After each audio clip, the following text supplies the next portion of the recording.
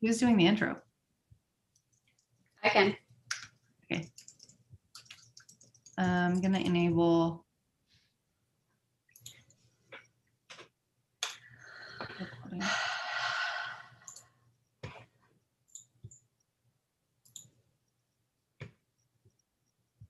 Oh my God, I forgot something for the meeting. Bye. Okay, bye. Why are we looking at your tummy? Sorry, I'm trying to see the back of my screen here. My button's not working, so just give me a tick. What did you forget? Your realtor pin?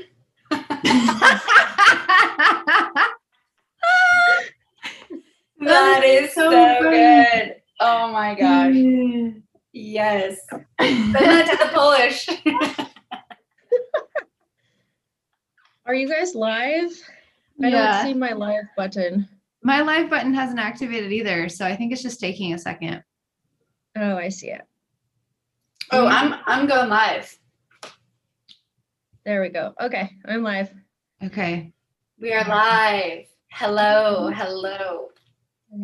Welcome to the wonderful world of the Real Estate Cousins. Today, we are live with Lexi and what is his name? I'm sorry, I didn't catch that. This is Pocahontas. No, I shouldn't say that. All right. It's because Tim's was what was his?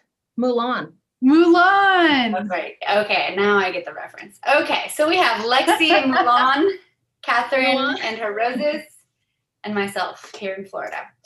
So hello and welcome back to our series. We are having a video every Thursday talking about things about real estate. We're all located in different states across the country, so we all have different perspectives, experiences, and knowledge to just share and kind of collaborate on. So today we are having our Get to Know Us episode. So we have a fun game planned. But first, I just want to talk about last week. We had a great, super informative live event with Tim Jankowski, who is a superstar lender in Catherine's market, which is Charlotte, but he's also licensed to sell mortgages in other states. So check him out. And the reason that Lexi had the chameleon on her shoulder was because in last week's video, we were having this great conversation with this lender, Tim Jankowski, and then all of a sudden he takes us up the stairs, and next thing we know, he has a chameleon on his shoulder. So that was kind of Lexi's unexpected joke on Mr. Jankowski. So thank you so much for taking the time to be interviewed by us last week, Tim. And we are always looking for new people to interview. So if you guys have any questions we're going to get financial planners, we have designers lined up, we have new construction experts, we have, we're going to be at tile stores talking about the latest trends. So anything is open game, fair game. Leave a comment. Let us know, especially first-time homebuyers, let us know what you are curious about. We all know that we're in a crazy market, and just let us know and we will get to the bottom of it if we don't know the answer. So that said, Catherine is in Charlotte, North Carolina. Lexi is in Tri-Cities, Washington, and I am in Jacksonville, Florida. So we have a pretty large cross-country reach beyond us. And yeah, let's dive into today's episode. Okay, so we have this game arranged, and of course, we have our wine. So cheers to that. Cheers. Cheers. Cheers, cousins. Okay, and then we have our game. Who's more likely? We have all three of our names, and then whoever's voted, if you get two names or more, if you have the majority vote, then you have to, I don't know, take a drink. We won't have a problem with that. This was not supposed to be a drinking game. However, that's what it's turning into. Okay. Who is most likely out of us three realtor cousins to actually enjoy the septic inspection? 3, 2, 1. Dang it. Okay, you can actually learn a lot at a septic inspection. Drain fields, perk tests. Like, I didn't know that before I started in real estate. Just going to the inspections alone is super helpful, I think. Yeah, absolutely. I follow the inspector around and I look in every nook and cranny with him and I tap on the shoulder and say, what are you writing down? And most inspectors are happy to tell you what they're writing down and inform you of why things are a certain way, especially with older homes. They're all built in different ways. So, all right. Who wants to do the next one?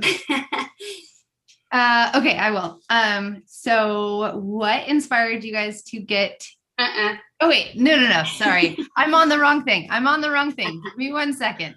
I'm getting lost in our show notes.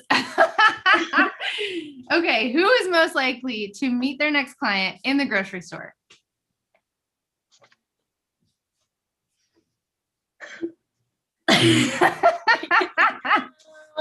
I love that you voted for yourself, Lexi. That is so good. Well, I do run into so many of our past Oasis fires at Yokes, actually. Okay. There's a story behind that. I love that. Mm-hmm. All right. Who is most willing to get into a dirty crawl space to get a closer look?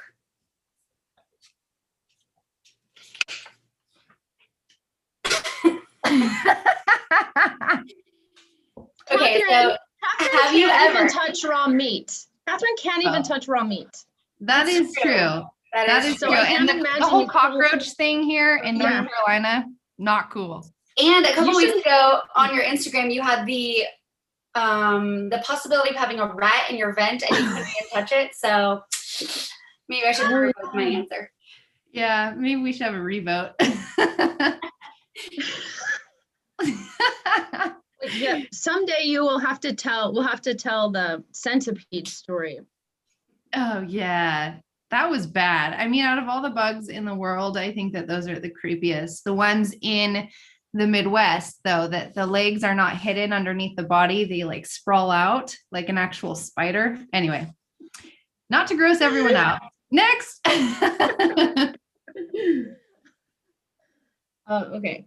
Who is the most likely to show a client 100 houses before cutting the ties? 3, 2, 1. Oh my gosh. Okay, I need to hear this story. What happened? Why are we seeing 100 homes? The clients are just picky. And they're friends, they're good friends, so I can't say no and I can't cut the ties. And they're not like in a super big hurry either. So I hear that. Exactly. I guess from my perspective, I'm doing something wrong. If someone's seeing 100 homes, maybe I didn't understand what they wanted properly, or I didn't set up their search correctly. If we're seeing 100 homes, I feel like that's on me. So I guess that's just my issue. Well, I don't know. It's kind of a, I feel like it goes both ways, you know, because it's like the client doesn't want to waste a bunch of their time looking at houses, you know, so eventually they will bite because they're investing their time in seeing the houses too. So I think 100 is maybe a stretch, but I do think No, that it hasn't been 100, but it feels like it's been 100. Yeah, exactly. Well, and it's like one of those things where, and I think some of these meetings might help us too, just to kind of share insights to how we handle situations, and, you know, how we can kind of help each other nudge people along the way, because, you know, it's in everyone's best interest to close. Ain't that the truth? All right. Who is most likely to cry when a mean person calls them after we cold call them?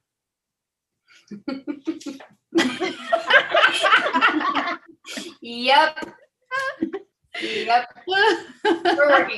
We're working on that. I get really upset. I take it really personally. I mean, if you're not getting a leave me alone, are you even making enough calls? I don't know. Okay, last one. Who is most likely to accidentally bring home the key from the house that's for sale, put it in their pocket, get all the way home, and then have to go back across town and put it back into the lockbox? Who's most likely? Okay, maybe that's true. Maybe I have a lot going on. Maybe it has happened. But at least I did bring it back, okay? I Yeah, think at we least you all brought it have weird stories about, like, I've lost a key one time. Mm. Like, we have a ton of landscaping rock, and I dropped it somewhere between the lockbox and the car in this field of like rock, decorative rock. Oh no. And it's like the clients were in the car, and I'm like, oh my God. So it was terrible. I mean, we should just do a whole episode on our weird stories with lockboxes, because one time we went to one of our own listings, which was an investment property, to say the least. We arrived, the front doors are busted open, and the key box and the lock, the doorknob was in the front yard. Just no need for the key. Alrighty. Just a little safety tidbit.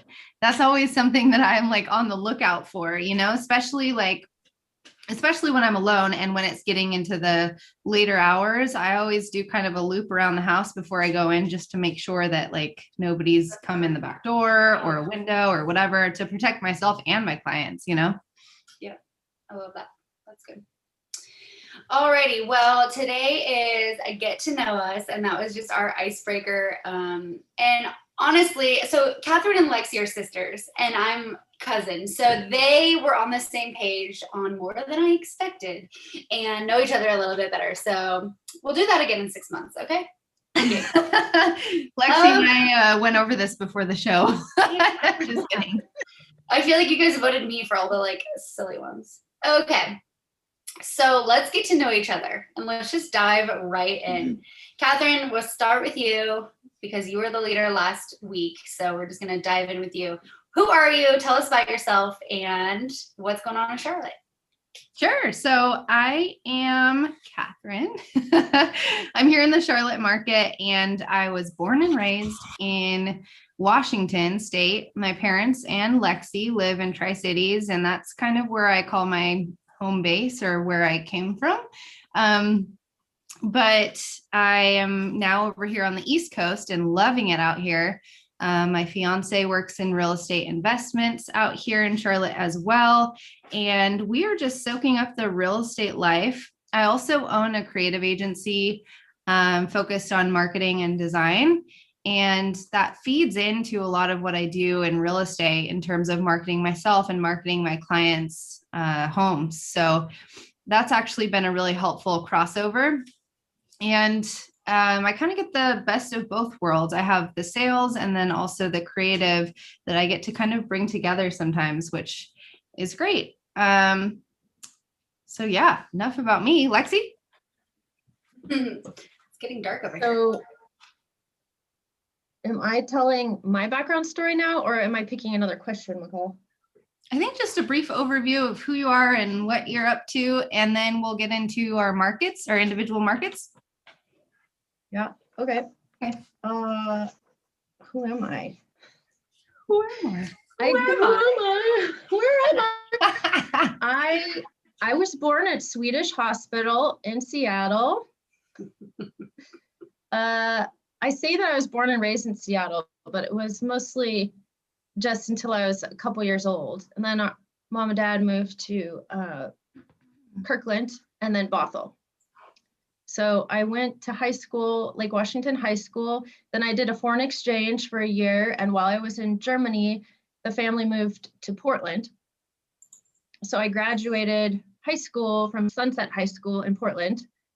And then I went off to college. I wanted to go to forestry school.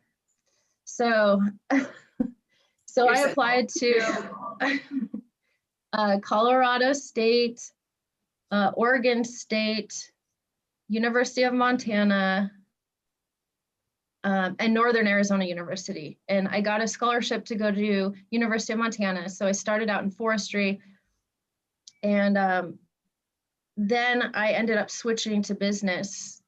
And I guess I always didn't, when we were little, our dad used to drive us around because he was always a marketing, housing kind of guy. And he'd drive us around and be like, oh, look at that land. It would be great if that was a subdivision. And we'd be like, Dad, it's like untouched land with trees and coyotes. I don't know. And I was like, that's so wrong. It's so wrong that we're cutting down all this land just to build subdivisions.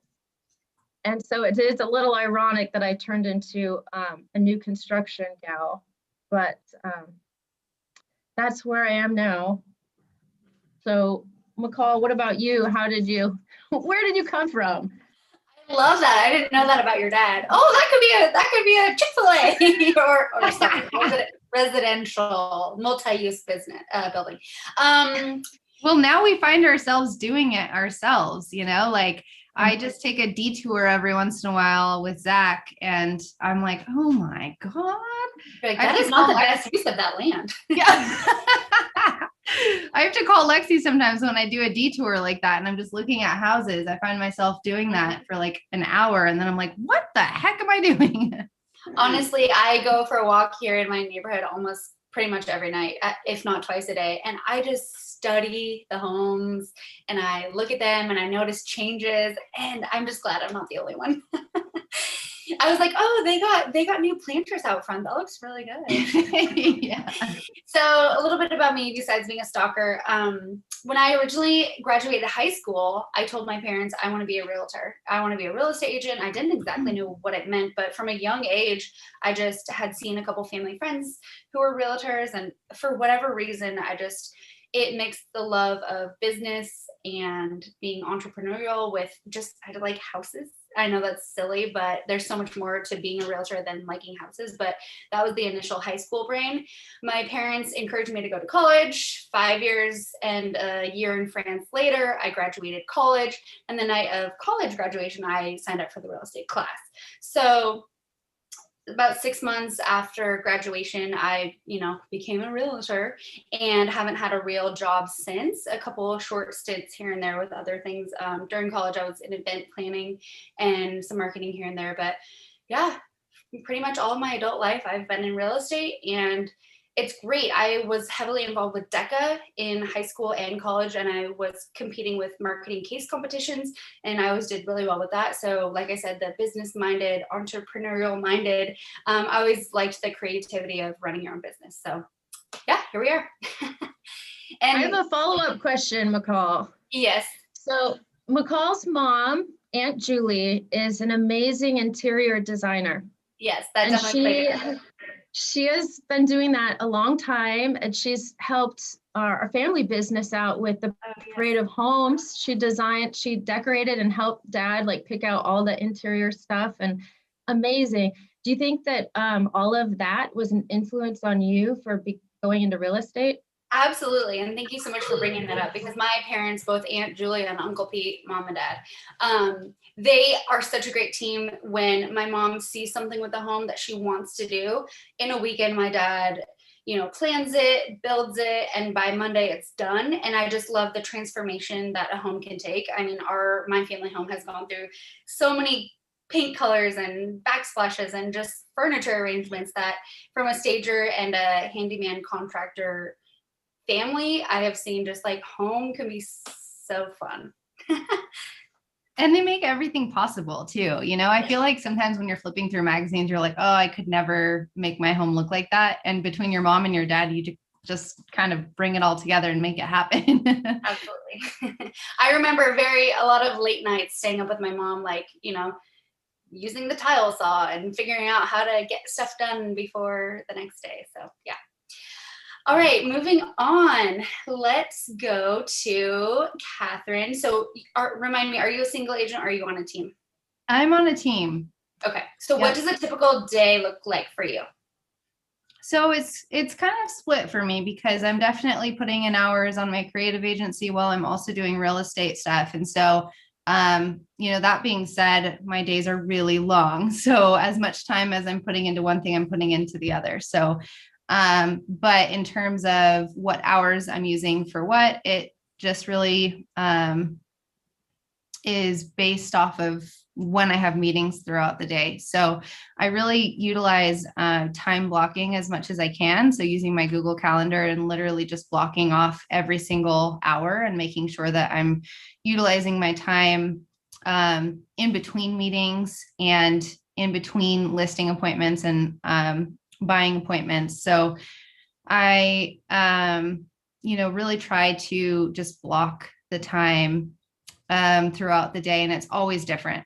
So some days I might start with real estate and end with the creative agency. Other days it's a full day of real estate. Other days it's a full day of creative agency. It just really depends. But my weekends, almost 100% of the time, is dedicated to real estate. So a typical weekend day would be setting up for an open house, preparing for the open house, really researching the neighborhood, pulling all of the information that I might need to share with people that come into the open house, setting up for the open house, putting up signs, getting everything situated within the house, and then having people filter in and out of the house. Then the rest of the day is really following up on leads that came in. Because what I find is that if I don't follow up with people immediately, then I'm not following up with them for a couple of days. And between those couple of days, they may have already found a different realtor or have already gone in a different direction. So that's kind of my real estate schedule. Crazy. So pretty much your typical 9 to 5 is what I'm hearing. Oh, yeah. Lexi, what about you? I think all of our days are a little bit different because mine, since COVID, it's changed dramatically because our schools aren't open yet full time. So we still have hybrid schools happening for the kids. And so suddenly my time blocking has not been it should be more fine-tuned, but it's not like that because you have kids coming on the bus, snow routes, drop your kid off here, pick your kid up here. And so it's taken over a little bit. But I still, especially since taking Ignite with Keller Williams, which I highly recommend, I've been in real estate for 6 years now, but elementals and mindset. And, there's certain things that you have to do every day if you're going to reach your goals. And what I really found helpful this past Ignite was that my goals don't have to be to make $1 million this year. Knowing in my head, with COVID, with kids, and what my year is going to kind of be like, I can set my goals to be, a minimum goal and go from there. And so that's what I'm kind of doing this year. So what I've been focusing on, and I have an accountability partner now, is at least 5 phone calls a day and working my database, because I have a lot of people that I've done business with or know, or are subcontractors and friends of the family. And those are all strong people in my database that I need to just focus on. So right now it's writing letters, reaching out to people, and just having nice conversations. Because believe it or not, I think people like it when you call them and say, how is life going with the snow, with the pandemic? How's your family? And you don't have to talk real estate at all, but it's just to remind those people that you're there for them when they're ready. So I was not in that mindset before. And so I'm so glad that Ignite sort of pushed me to do that. I'm not doing enough. I should be making 10 phone calls a day, but for me right now, I think it's good to be consistent like that. But I'm super long-winded, but what really— Oh, I love that. And I just want to piggyback, you had mentioned going back to the basics, and even a market shift or COVID, going back to the basics just gets you back in the mindset of really connecting with people. I mean, real estate, people want to work with people they like, know, and trust. So you calling Aunt Jemima down the street, it's you're just checking in on her, seeing how COVID is and being top of mind. And then when she does want to buy herself, she's like, I will have a great experience with Lexi. She's smart. She's fun to be around.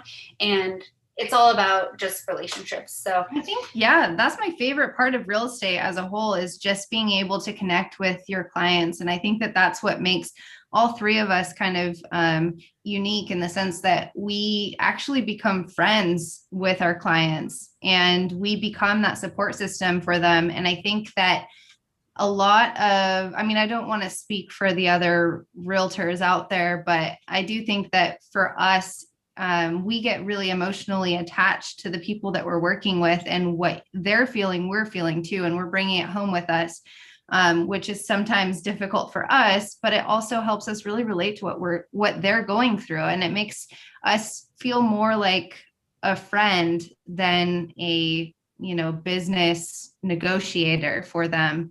We're really there for them throughout the entire process. So I think you're right. I think just building, Lexi, on those relationships and having those conversations is really beneficial because it's more than just sales. It's friendships, really. Mm-hmm. I think it extends too to other agents. I think that's why, like a big part of my job is kind of focusing in new construction is if somebody has a plan in mind and a budget in mind, they need to know which lots are available, which builders, and in that price range. And so because I have a good relationship with those key realtors that represent those builders out there, I'm able to, instead of trying to figure out what the heck is going on in the MLS with to be built, I can just call those agents and be like, what do you have? This is what my buyer needs. So people forget about the relationship, the inner realtor relationship. I mean, of course, we need a great relationship with our clients, but there's something to be said for, I don't want to say this the wrong way, but to build a relationship with another realtor and get information more efficiently, maybe is the right way to say that. Yeah. And I mean, it's also about, well, at least for me at EXP, I really want to grow a team of my own, or at least what we call our downline, and bring people onto EXP so that they can experience the same, positive environment, especially when it comes to onboarding, that I did, and so I think having those relationships for the long term pays off in other ways as well. And I know that Keller Williams has a similar setup where you can also bring people on underneath you, right? Yes. Yeah, team. Mm-hmm. Yeah, it's just so fun. I mean, it sounds like a pyramid scheme, but we just want other people to experience, like Lexi was saying, with kids and in this season of my life and XYZ, like everyone we bring on, we want them to share the life of abundance that realtors can have. So. Oh, definitely. And it becomes more of like a, I don't want to necessarily say team, because it's not always when you bring someone on, they join your team. But you are a part of, the same kind of environment, I guess. So actually I have this on my desk. Everyone in our downline just got this big box of stuff from EXP. Our team did it. It has like a trucker hat. It has a really cute mug. Unboxing. Okay. Woo! That's fun. The mug. I love And it. there's sunglasses and a bunch of different stuff in there. But, it's just one of those things where it's like, you're not expecting it. You like walk into the office and you're like, what? This is so nice of them. Like everyone in the downline got the same thing. So anyway, just really building those friendships is awesome. Not to jump McCall. around. What? Yes. I need to hear what her life is every day. It seems so glamorous. What? Mine? Like you're driving through palm trees. Okay. You're You're confusing glamorous with nice weather. That's the difference. You're confusing nice weather. Like, so over here I have a window. I had to turn the light on a minute ago because it was getting dark. It was 85 degrees today. I had lunch outside. It was gorgeous. I'm wearing a tank top dress right now. So Catherine has to drink. Yeah. I'm in like a puffy vest. I'm freezing still. I'm not sure that glamorous is the right word, but I'll keep this brief and then I'll move on. But I was a single agent working the 100 hours a week, and that's all fine and dandy when you're single and younger and living at your parents' house. However, recently when I moved to Florida, I am in a relationship and I'm prioritizing relationship, different, just a different focus of my life rather than the grind. And now I'm focusing on family life, whatever. So I chose to become more of a behind the scenes role as the director of operations on a small team. So mother-daughter are the two partners, and then I'm the director of operations. So we work really closely. And anyone wanting to get into real estate, I would love to chat with them because there's so many more roles than just being the realtor out showing homes, listing homes. that type of thing. There's so many roles behind the scenes, and I'm, typically 9 to 5, a couple events here and there on the weekends. And then I do referrals on the side. So I'm happy to help people, on the side. But my point is that my day is a little bit more structured. I'm the accountability coach. I help with listings. I do the drone photography. I do a bunch of marketing stuff. I research the best new thing and just kind of keep our group of 6 going. I have been a full-time realtor, and I've been behind the scenes, and they both have pros and cons. So, yep. Every day is different, of course, but some days I work from home. Some days I'm making videos. But my 20%, if anyone follows Pareto's principle, my 20% is keeping everyone else on the team on track to their goals with a weekly vision chat and just whatever they need help with me. And then if they succeed, I succeed. So. That's my story. And I think one of the things that's kind of cool about our group is that we all have different focuses. And so Lexi actually has a new construction background. And so I think one of our upcoming videos, we'll try to get my dad on so that he can kind of give us an update on, not an update, but just a kind of overview of the new construction process.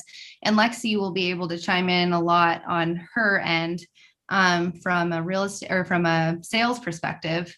And so I think that's pretty neat too, what you're saying, McCall, about how everyone kind of has you can kind of specialize in real estate, I guess. It doesn't always have to be, the crazy real estate life. I mean, even in our office, we have many Keller Williams single agents teams and groups. And in that office, we have a front desk staff. We have a marketing role in the office. So, I mean, the world of real estate is just unlimited. So whatever your strengths are, there's a role for you. And it's not always 100% commission is my point.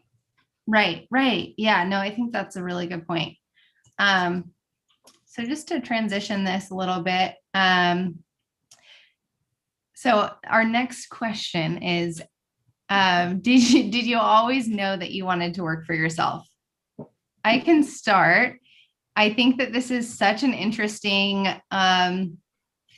entrepreneurial question, because I feel like in so many podcasts and so many, Instagram lives and whatever, you have these entrepreneurs that go on and they're like, I knew I was an entrepreneur at the age of 2 when I came out of the womb and I wanted to sell popsicles or whatever, and it's like, didn't we all go through that?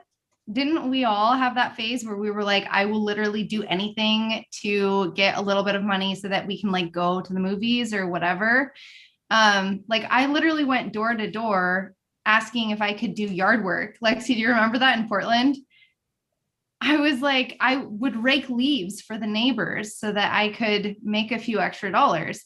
So I don't necessarily think that that's what makes you like an entrepreneur for life, because I do feel like we've all been through that. But I think every step that I've made in my career, I've been closer and closer to that dream of wanting to work for myself. And I think that became really clear when I was put into corporate roles and I didn't have the full control to make the changes that I wanted to see at the company that I was at. And so now being in more of an entrepreneurial route, I have that ability to create the teams that I want and to create the process that I want to see and follow through and make the income that I want to make. And I think that that's really changed my whole perspective. And I'm really happy to be in this new route. So no, I don't think that I always knew that I wanted to work for myself, but I'm really glad that I'm here. And I think, like I said, every step of the way, it's kind of pushed me in this direction. So that's my take on it. That's a great answer. I agree with you on the whole childhood thing. I mean, everyone had a lemonade stand. I had a fortune telling stand on the corner, Yeah. But then like similarly to you, I've worked a couple jobs that you have to tell someone when you're going to the restroom. And like, I feel like there's just something in our blood that tells us that there's more to life than, so if you're not building your own dreams, you're building someone else's, is basically my take on it. Right. No, I completely agree. And I think one of the things that's kind of funny about me being in real estate today is that, like I said before, Lexi and I our parents own a new construction business. And so Lexi joined when they were still selling houses, and Lexi was able to join their team. And so it seemed like that would have been the path that I would have gone down when my whole family was involved in real estate and I lived in Washington. So it's just ironic that now I moved to North Carolina. My dad retires the same year, and Lexi's all the way in Tri-Cities. And I'm like, I want to become a realtor. When it's the least easy possible. Yeah, exactly. Okay, what about you guys? Tried. I know. I think that for me, it was just I was in insurance for a really long time. And I was doing insurance underwriting, which I really liked and was challenging, but I wanted to move up the ladder. And my boss actually told me that until somebody dies or retires, there's literally no room for you to go, to grow. That's hard. That's hard to hear. And, I was in my early 30s, and it's, I wanted to do more. Mm-hmm. And not even I want to make more money eventually, but I would have stayed with that company for a long time if they would have said, Lexi, if you stay with us for this many years, you'll be senior underwriter. You'll get to go to Scottsdale every year for the yearly summit or whatever, but there was none of that. It was just well, why would I devote my entire life to a job where there's no room for me to grow? For me, I just got bored. And I knew that it would be hard to find something that would keep me challenged and have room to grow. The only place I thought I could go was the big city where they had big companies, or Microsoft, where there's so many ladders to climb. But that's not in the cards for us, because you have to think when you're alone, like you were saying, McCall, it's one thing, but once you have a family, it's you have to make decisions that's best for your family.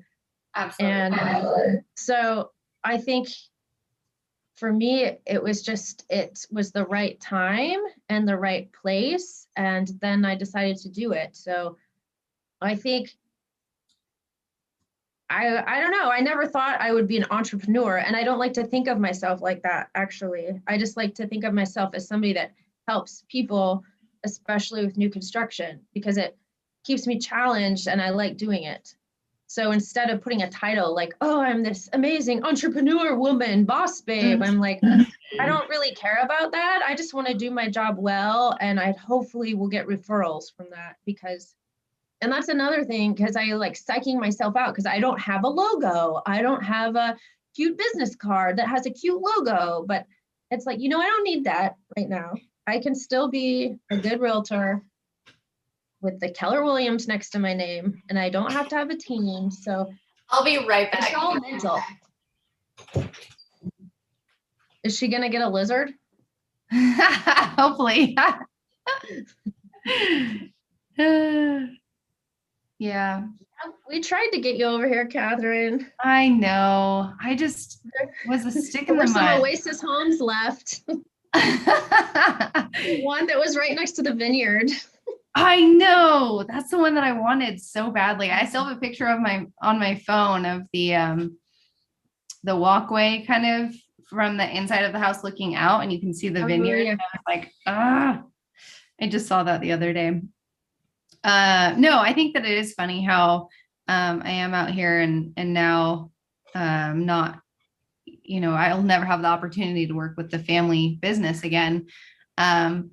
But I do think that all of those steps leading up to this were so beneficial. And I think that it's all led me to this, outcome of being a realtor and then also having the creative agency and kind of merging the two. And so I think it's all a good thing. It's just ironic when you look back and it's why didn't you work for the company business? Or I mean, life is all about timing, right? Business. Yeah, exactly. All right. Ending question? Couple of questions? Yes. Yeah. We've already been on for 40 minutes. I know. It was so fast. I mean, that's the problem we have, is that we love talking to each other and we miss each other, especially with COVID. So let's finish on the question. What advice would you give to someone looking to enter into the real estate world? Who wants to go first? I have to look at my notes. I forgot what I wrote. I put some thought into my notes. Oh, You do. follow suit with me. I had a managing broker that cared about me and had time for me. Yeah. And so every single question, he was there. Even when it was like 9 o'clock at night and I had a buyer complaining about something for with their new house, I was like, what do I do? And he picked up every single time. And if he wasn't able to, like, he'd say in 5 minutes. And so I didn't need to be on a team. I didn't need a big brokerage behind me because I had support to learn and do business just fine. So I think people are intimidated because they think they need all this money for startup. Mhm. But honestly, if you have like friends and family and you have like a database, a little bit of a database, and really this is another Keller Williams Ignite thing. It's like, look at your cell phone. How many contacts do you have? Over 1,000? Put them in your database, you dummy. Like that's where you start. So I don't think that I think people psych themselves. People psych themselves Are you talking out. directly Like, to me because I do feel it. I know. I think we're all sitting here like, oh yeah, we do have to do Well, that. that's the thing is we've been in it for so long and there's still so many things you can perfect and do differently. I read a statistic of like, you still have 40 hours of work that will never be finished. And if you finish the work, then what else is there? So there's always just this looming, oh, I could be doing more. I could be doing more. I could be doing more. But if you have clear goals, clear expectations, then I mean, at the end of the day, you gotta cut it off at some point. You just have to be happy with where you're at some point. So. Yeah, no, I completely agree. And I think to piggyback off of that, my advice would be to set boundaries. When you get into this business, it is very much you're jumping when a client calls.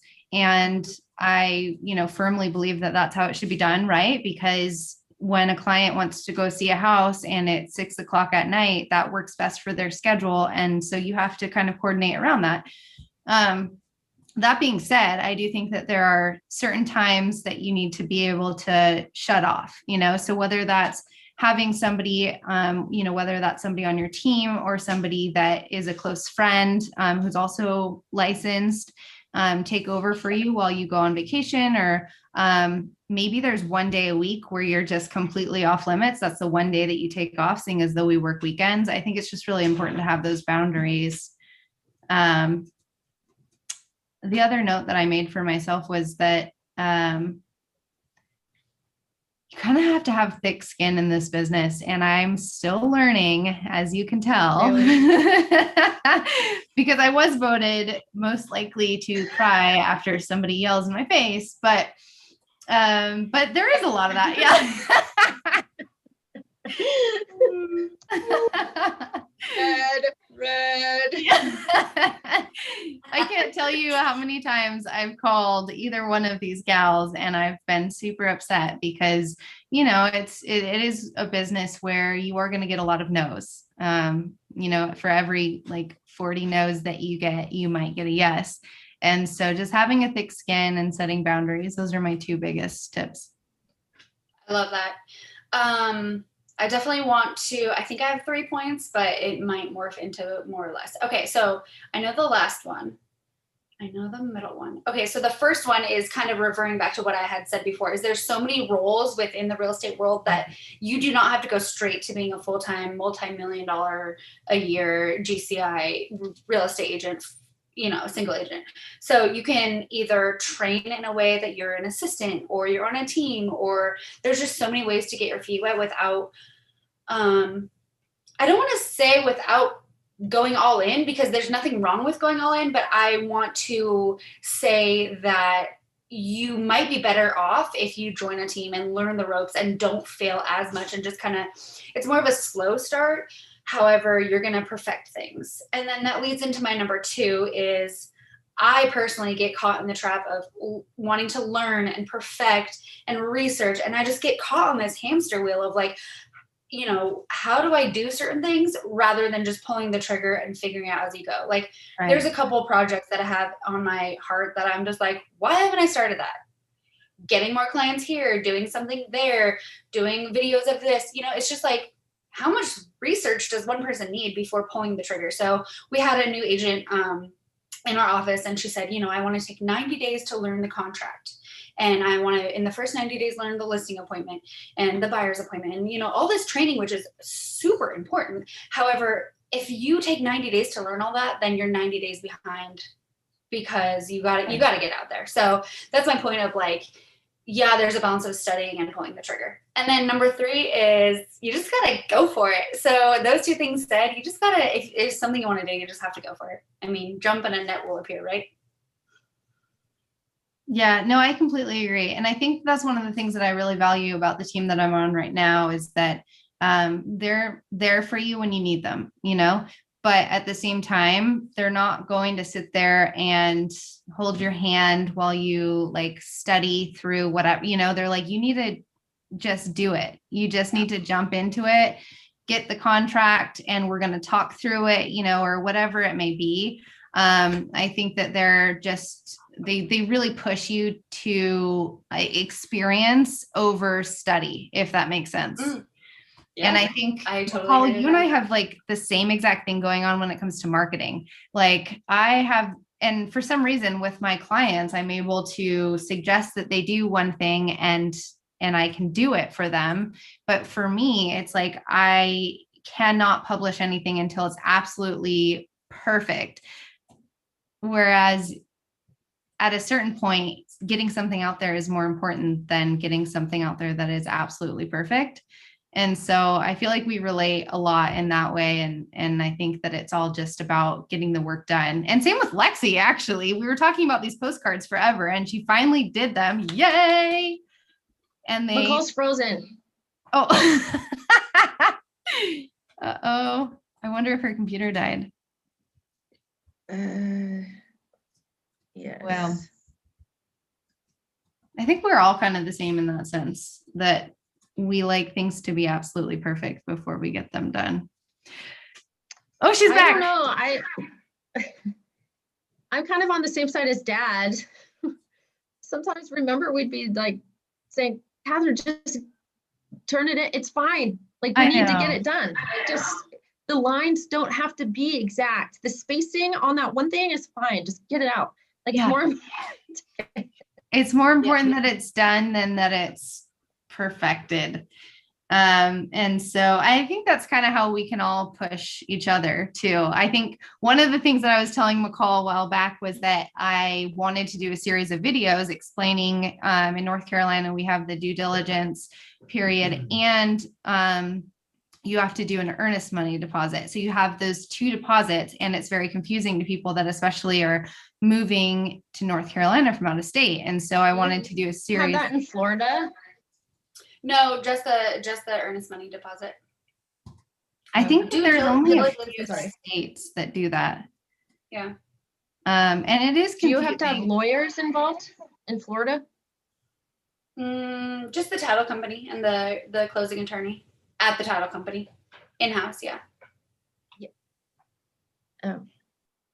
So I just think that having, and I'm constantly answering the same questions, which is totally fine. Like I want to be able to walk my clients through the whole process, but I also think like, how can I create a better experience for them before we even get face-to-face so that they have all of this information before we actually even go out and see any houses. So anyway, I finally did the videos and I posted them to my Instagram under my stories, and they're not perfect by any means, but they're done, you know, and now I feel like there's a huge thing to cross off my list. So anyway, I mean, any profession can feel the same way. It's like, just do it. Nike said it best. Us Northwestern girls have to stick together with Nike. Just do it. Yo. Life is short. Catherine, didn't you get chased down by Scottie Pippen's dog one time? Okay, that's the most Portland thing I've ever heard. I know. Yeah. Yeah, that did happen. All right. So on that note, we are ending tonight with a dog, not a chameleon, a dog owned by the one and only Scottie Pippins. And next week, we will start with that and get more details. So tune in next week to hear the details of that. You owe us the story, Catherine. Yes. Okay. Who was with you, Sarah Beatty? No, I think this girl's name was like Lizzie or something. I'm not in touch with her anymore, but it was an experience. Did she die that night or what happened? No, we're all still alive to tell the story. That's why my face is so screwed up though. Oh my God. So tonight's episode was who we are, meet the Realtor Cousins, and that is the perfect place to end. So See you guys. Okay. Bye.